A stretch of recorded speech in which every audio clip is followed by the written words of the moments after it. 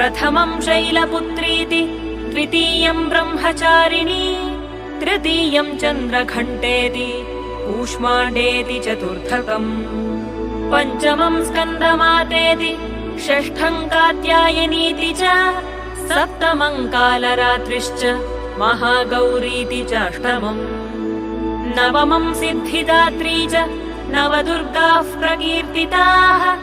उक्तान्येतानि नामानि ब्रह्मणैव महात्मना। अग्निना दह्यमानस्तु शत्रुमध्ये गतोरणे, विषमे दुर्गमे चैव भयार्ताः शरणं गताः। न तेषां जायते किञ्चित् अशुभं रणसङ्कटे, नापदं तस्य पश्यामि शोकदुःखभयं न हि।